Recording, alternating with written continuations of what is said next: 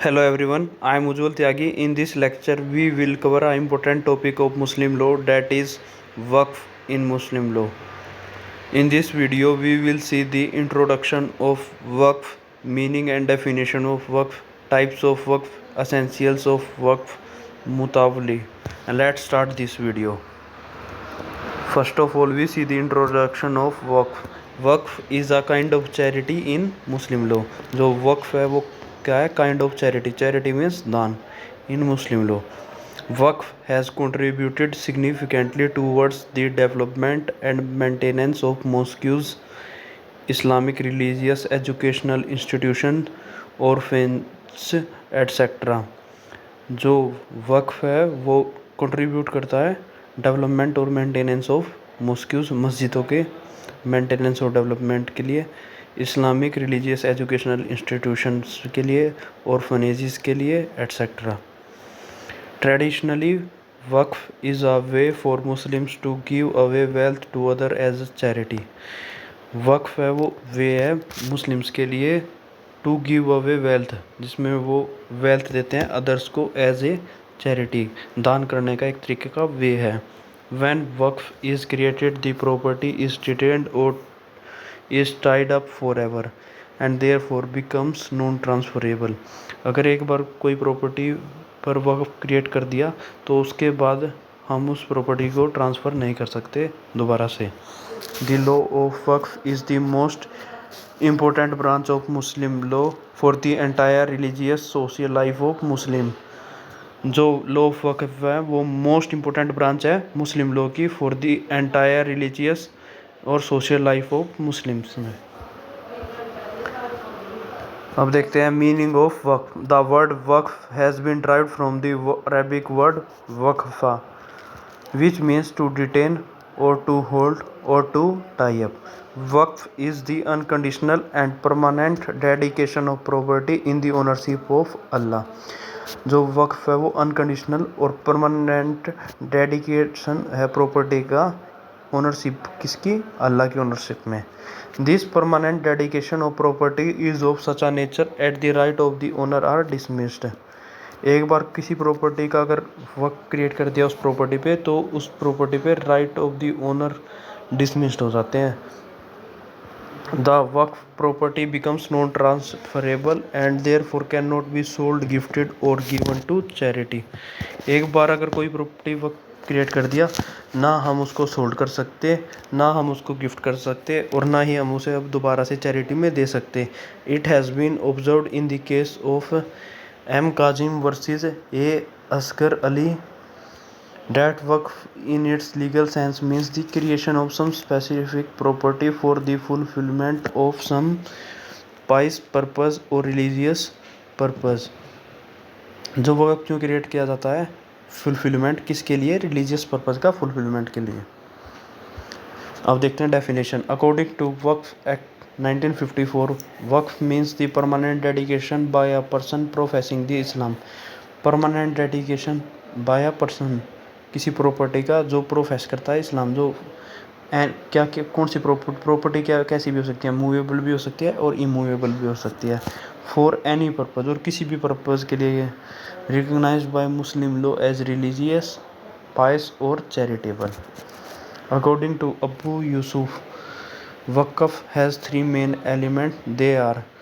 वक्फ के तीन main element है. वो कौन कौन से हैं? फर्स्ट है ओनरशिप ऑफ गॉड, कि गॉड, ओनरशिप ऑफ गॉड. अब उस प्रॉपर्टी का ओनर कौन है? God, which means Allah. The extinction of the founders right, और जो फाउंडर्स के राइट हैं वो एक्सटिंक्स हो जाएंगे इस प्रॉपर्टी पे. और जो वक्फ क्यों क्रिएट किया जाता है? बेनिफिट ऑफ मैनकाइंड के लिए. अब देखते हैं types of Waqf.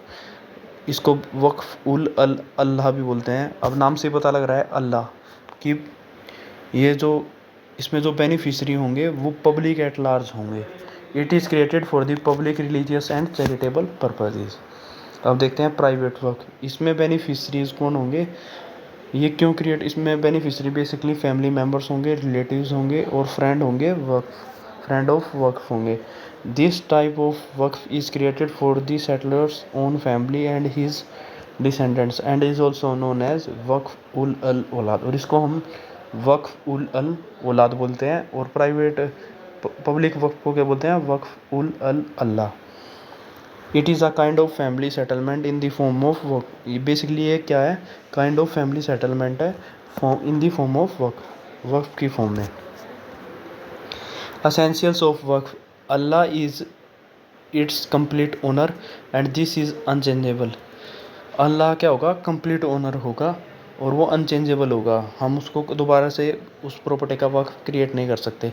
Ownership of its founder is wipe out. अब जो ओनरशिप थी उसके फाउंडर की वो ख़त्म हो जाएगी उस प्रॉपर्टी पे। Used for the welfare of Mankind. और जो वो प्रॉपर्टी है वो किस लिए यूज़ होगी?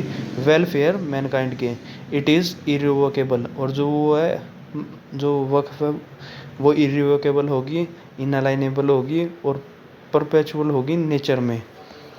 Who can make Waqf? The person constituting the Waqf of his own properties is known as founder of वक्फ और वाकिफ। वो पर्सन जो कंस्टिट्यूट करता है वक्फ अपनी प्रॉपर्टी पे उसको क्या बोलते हैं? फाउंडर ऑफ वक्फ और वाकिफ। Following are the conditions which need to be fulfilled to become a waqif and constitute a waqf. First one, a person constituting the waqf should be a Muslim. वो मुस्लिम होना चाहिए। Should be a person of sound mind. Sound mind का person होना चाहिए। Should have attained the age of majority. और उसने attain कर ली हो age of majority. The Madras and Nagpur High Court have held that non-Muslim can create a waqf.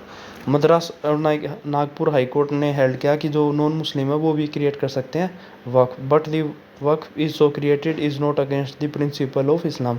लेकिन जो वक्फ create हुआ है वो अगेंस्ट नहीं होना चाहिए प्रिंसिपल ऑफ इस्लाम के। According to Patna high court valid waqf can also be constituted by non Muslim. इसमें भी पटना हाई कोर्ट ने भी यही हेल्ड किया कि जो वैलिड वक्फ है वो कोई भी कॉन्स्टिट्यूट कर सकता है, नॉन मुस्लिम भी। However, such a Waqf should only be constituted under a public वक्फ। लेकिन जो वो क्रिएट किया गया नॉन मुस्लिम द्वारा वक्फ वो पब्लिक वक्फ होगा। A non Muslim can not create. जो नॉन मुस्लिम है वो क्रिएट नहीं कर सकता private Waqf.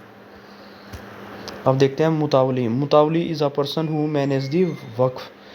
He has no right to transfer the waqf property to anyone, he is just the administrator. जो मुतावली है वो पर्सन होता है जो मैनेज करता है वक्फ को